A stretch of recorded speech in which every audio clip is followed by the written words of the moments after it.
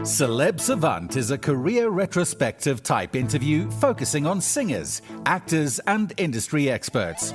Join Barrett Edelstein now as he dives into the entertainment world.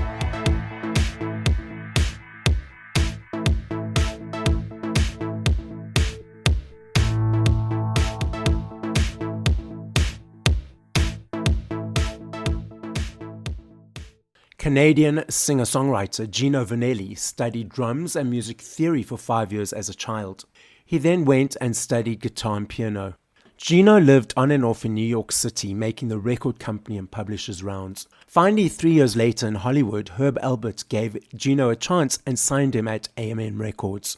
Gino recorded and released 6 albums for the record label between 1974 and 1978.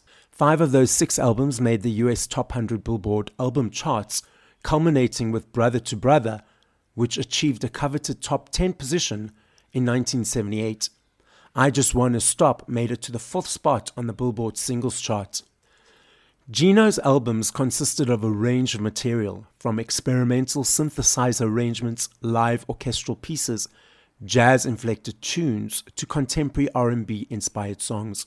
Having toured with Stevie Wonder, Gino soon became a headlining artist, selling out concert halls and arenas in Canada and the US by 23 years of age, earning a handful of Grammy nominations and numerous Juno Awards in his native Canada. In 1980, he signed with Arista Records.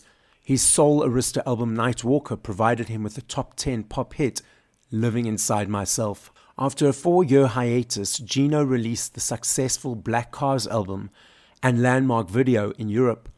It soon became his most successful international work to that date.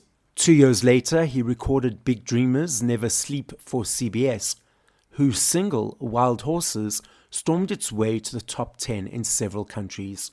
Throughout the decades, Gino consistently released new material, such as Yonder Tree in 1995, Slow Love in 1997, These Are the Days in 2005, The Best and Beyond in 2009, and many more.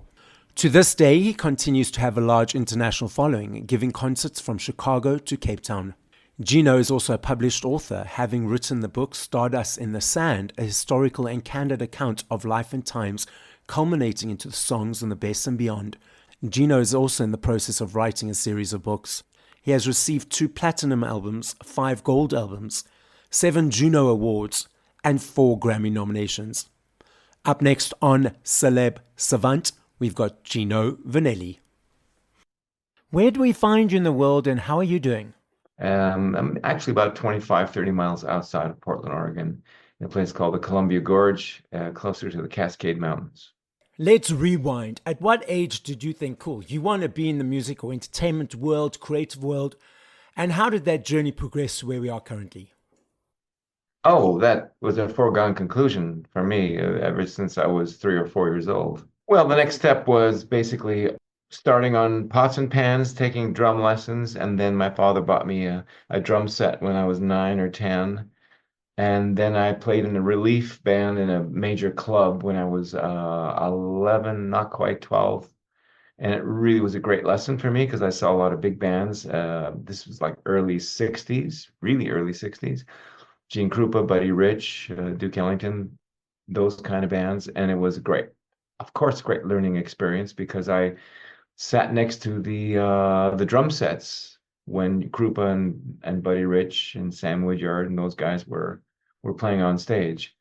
And then after that, I formed my own groups and till I had various groups in my teens, and then finally got a record to contract with A&M Records when I was 20 years old. We know that you've been in the industry for a number of years. What is that thing that keeps motivating you to say, okay, cool, I'm going to keep creating, I'm going to keep performing? Well, I think the first thing is the love of it, the love of listening to something that moves you. Perhaps some people may consider it something uncomfortable or something uneasy within themselves that needs to come out, and maybe it is that. But it's a combination of something that's a little bit ill at ease within me that wants to come out, and as it comes out, the ill at easiness really dissipates. That is interesting. I've never heard it be described as that before. Obviously, your creative process has changed over time, but let's unpack that from 0 to 3 to 4 minutes of creating a song. What is that process? Is it easy every time? Do you write by yourself, collaborate with others? Let's dive into your creative brain. It does start off with, whatever motivates you, a theme that motivates you.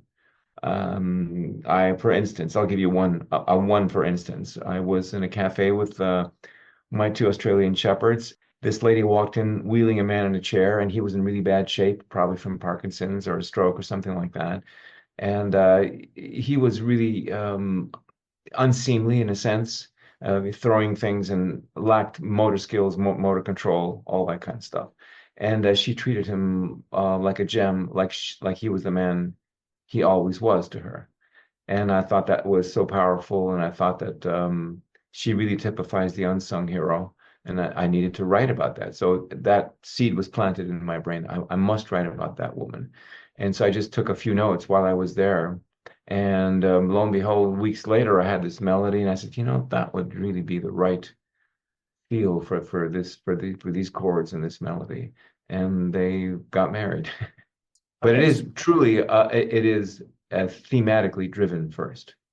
I'm not sure if you're aware of NLP, neuro-linguistic programming. So that's the way people receive and interpret information. There's a section around processing information, and people have a dominant one, a secondary, and a tertiary one. Now, dominance means that you'll be in it for most of the day, secondary for a little bit of the day, and tertiary maybe half an hour, if at all. Now, there are 3 skills, namely visual, auditory, and kinesthetic. Now, visual people create pictures around what they're receiving or the information they're getting. Auditory people, it's around the words and sentences, so they understand the word, they put it into a sentence, they understand the sentence, put it into a paragraph. Kinesthetic, again, that word kinesthetic, they interpret information through the body language, their energy, the tone of voice, all those sort of elements around the information. Now, focusing specifically on music, when you're listening to music of your own or by other artists, when you're listening to the song or songs, are you creating pictures when listening to them? Is it about hearing the words, or is it about the energy, feeling, and emotion that you're getting? Well, for me, it's all at once. I mean, I could be hearing a beautiful melody and then understand that the player's not playing it right, so the expression is wrong. Doesn't stop me from thinking it's a beautiful melody. I could be hearing a beautiful melody. I think the chords or the polyharmonies are not really, really suitable. I could be hearing great harmonies and thinking the melody's not really that good at all. It's not memorable. I could be hearing words thinking that the music is fine, but really doesn't measure up to the words.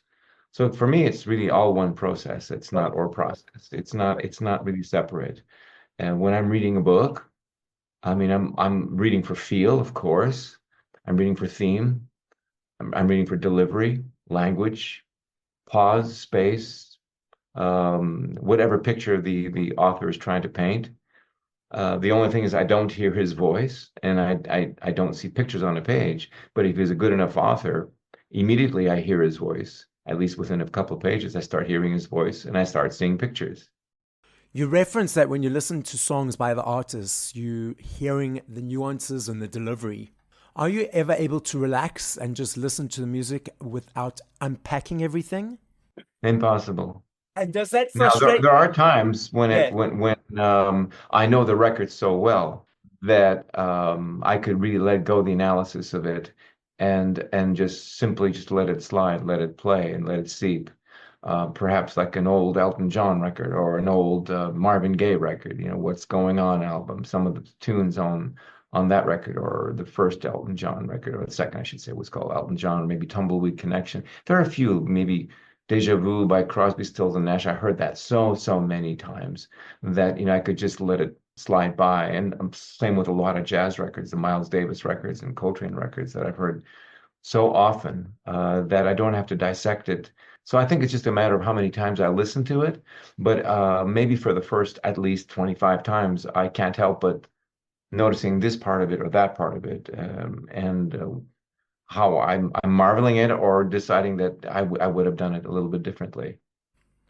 Does that ever frustrate you, or are you used to this process? No, it doesn't frustrate me at Okay. all. I consider it a gift. I don't fight it at all. It's just Okay. it's the way it always was. Because even as a child, when I was 8 or 9 years old, a struggling little drummer, I mean, when I would listen to a solo by Joe Morello, playing Take Five or something like that on Dave Brubeck Quintet, I would listen to his feel and everything the music was doing, but I would listen to every little stroke. And so that was the only way I could learn. So it does become a habit to be listening to detail. So I love me a CD. I still budget for my CDs every month. I love the aesthetic of holding something, the journey of the choice, the journey of the unpacking, the booklet, the listening from song 1 to 10 or 15. I'm not sure if you're aware that CDs, even cassettes and vinyls are making a massive comeback. Vinyls alone last year in the UK, 5.9 million copies sold, the biggest since 1990. And cassettes and CDs are also on an upward trajectory. But we've also got these streaming platforms whereby people consume music on. What is your observation and perception of the landscape at the moment? There's always a duality, to every time period. I mean, in the old days, in the 40s and 50s, people never really made money on their records. They put out a 78, and 45s only came out, I think, in the early 60s. If it was a Sinatra record or Nat King Cole or Rosemary Clooney record, they would hope to have a hit record, a hit 78, and if they were lucky, they'd sell 1 million copies. And if it sold 1 million copies, they were only making 2 to 4 cents per copy. So, Oh, they made a couple of bucks to buy cigarettes, whatever, to buy groceries. But it's really what it meant to their careers. They defined their profiles so acutely that they were able to play the Copacabana or play other clubs, the Las Vegas at one point, and Miami, and that's where they made a living, they made their art, and so on and so forth. In the 60s and 70s and 80s, well, people could get rich off of making a record because suddenly you were selling albums, and the albums were selling for $5, $6, maybe more with time. And an artist by the time I joined A&M Records, artists were starting to make pretty close to $1 a record. And so if you sold 4 or 5 million records, you made a lot of money. You could yeah. almost retire. No, you very well could retire.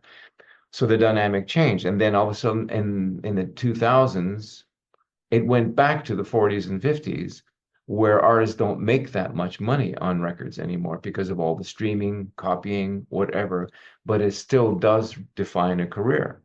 Now, for me, there is that part of it. I still have a very successful touring career, but the love of making music is more than any kind of financial reward.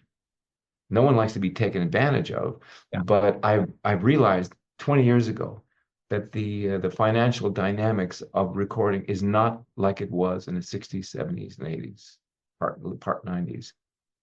And you decide that are you going to go with it, and you're still going to love it, you're still going to put your all into it, and by all means, for me. And part of that decision was to understand the digital world, because when I was recording records for A&M Records, my first record in 1972, I mean, my budgets were never less than $100,000 50 years ago. The budget for Nightwalker in 1980 was $250,000. The budget for Brother to Brother was $160,000. Those would be astronomical numbers for today. That would mean five, six, $700,000 for a record, and nobody in their right mind is going to spend that kind of money on a record these days. So by 2001, 2002, my brothers and I figured this will change permanently. I really did start in the 80s to understand we bought the first Apple computer, the Macintosh, and we knew at one point we'd be making records digitally, with software, and in a whole different way. So I'm still at ease with making, records old school, getting a band together and recording them. That's fun and that's fine. But I'm equally at ease and to just sit in the studio here that you see around me and start fooling around and start playing all the rhythm instruments and maybe call a friend over and say, why don't you do this part and that part? And so you can make a record for a reasonable budget and still put your heart and soul into it and make something that people can listen to and get some feeling. And so the times are really, really different. But the thing that remains the same always, great tune, great lyric, great performance, great sound, great singer, all those things. The delivery system has changed. How it's delivered, when it's delivered, how much money you make for the delivery, how much time takes to make that delivery, all that's changed. The equipment that you have to make that delivery has changed completely. My studio is a different kind of studio.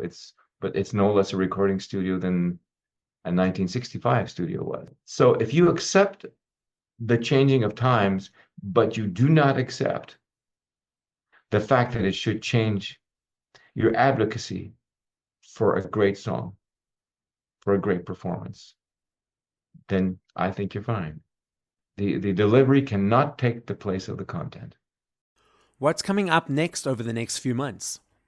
We're going to be doing, I think, 10, 12 concerts with my band in the US.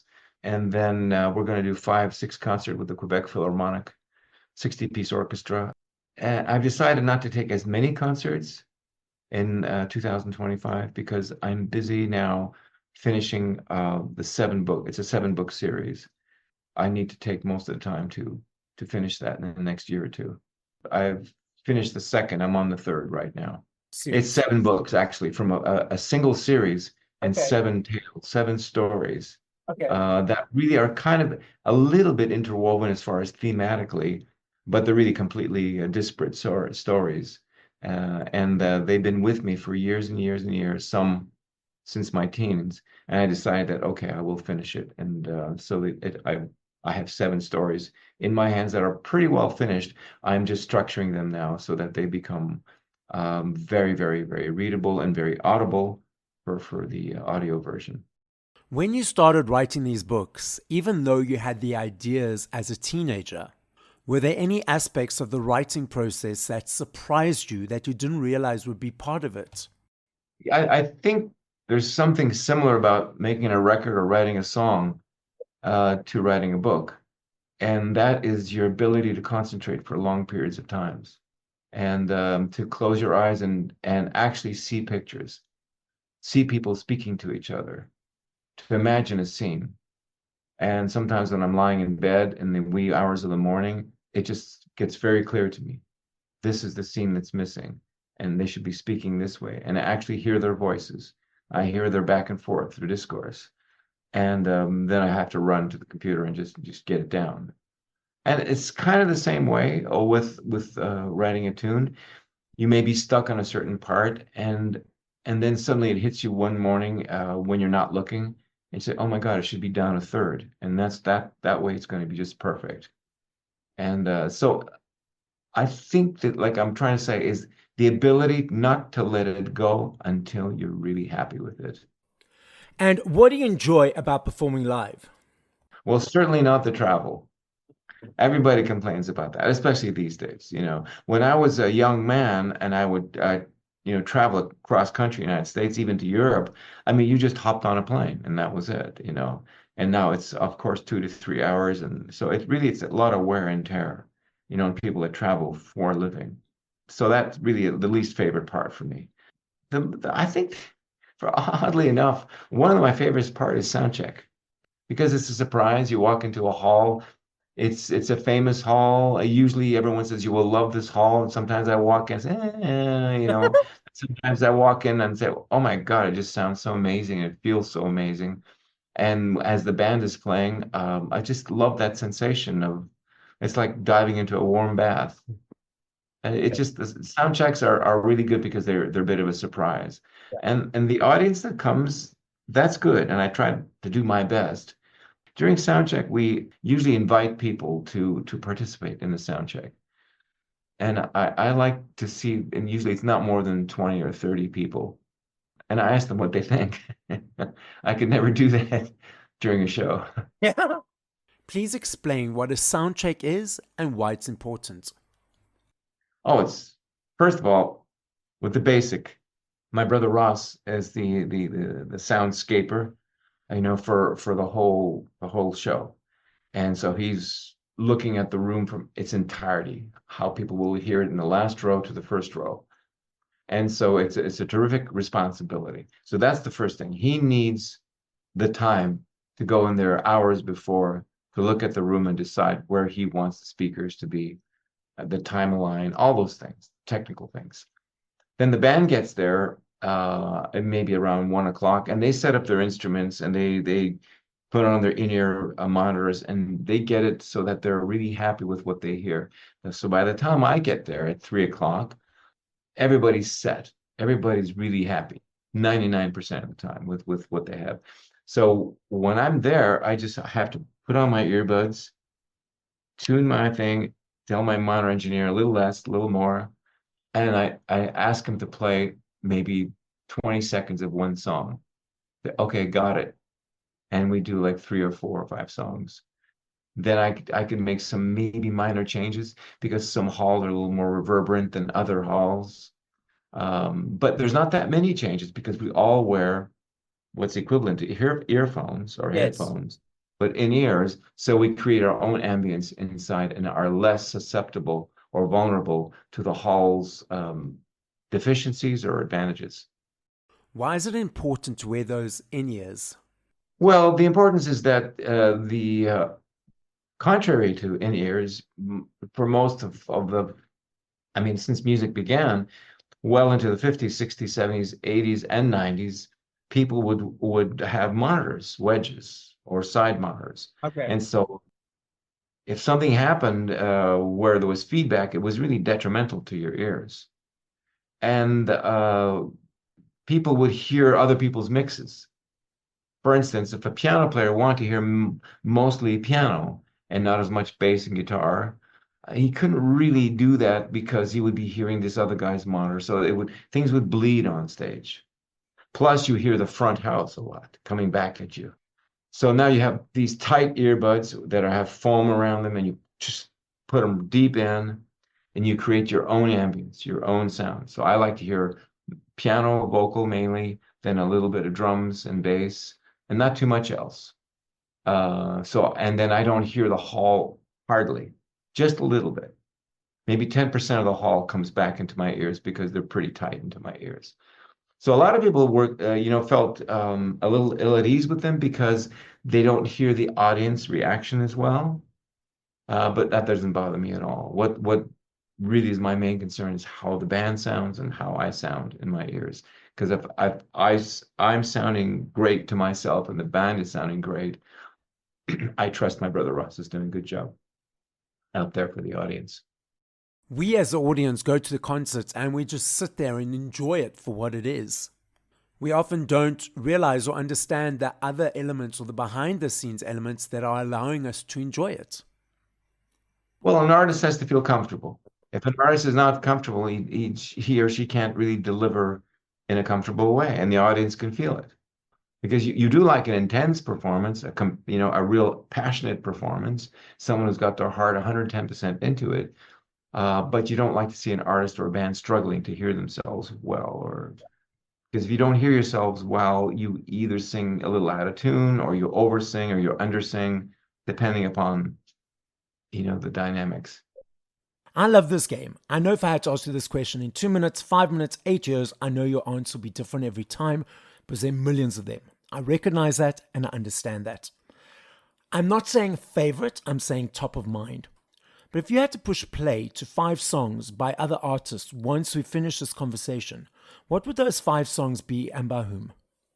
Well, I mean, I've been a musicologist, since I've been 5 years old, 6 years old. So I have thousands of songs in my head and hundreds that are great. I mean, I love Cape Cod by Patti Page. I think it's a great record, I like, silly records like Italian Mambo by Rosemary Clooney. Yes. But I also like very, very serious records. I love Rachmaninoff's, Second Symphony, especially performed by Katea Bushnavila. And I love Kind of Blue by Miles Davis. It's a great, great album. It's not his most complex, but it's one of his deepest in many ways. It's a study of impressionistic blues. And maybe Deja Vu by Crosby, Stills and Nash, maybe Tumbleweed Connection by Elton John, maybe What's Going On by Marvin Gaye, maybe 2 or 3 albums by Stevie Wonder, of course, and I mean, there's other jazz albums that were really Time Out by Dave Brubeck was a classic record. Yeah. I mean, I can go on and on. So the podcast is listened to throughout the world. So as a final message, what would you like to say? Well, I think the obvious one is a deep sense of gratitude that they've been with me for so long, and that I'm being asked over and over again to travel the world, to play concerts, and I can't possibly do it all. And then I'm very flattered and, like I say, very grateful that I'm asked to do that. And the promoters wouldn't do that if the fans wouldn't be there. So thus my feeling about it. Thank you for listening to this episode of Celeb Savant. Please follow Barrett on TikTok, Instagram, YouTube, and Facebook at Celeb Savant. That's CelebSavant.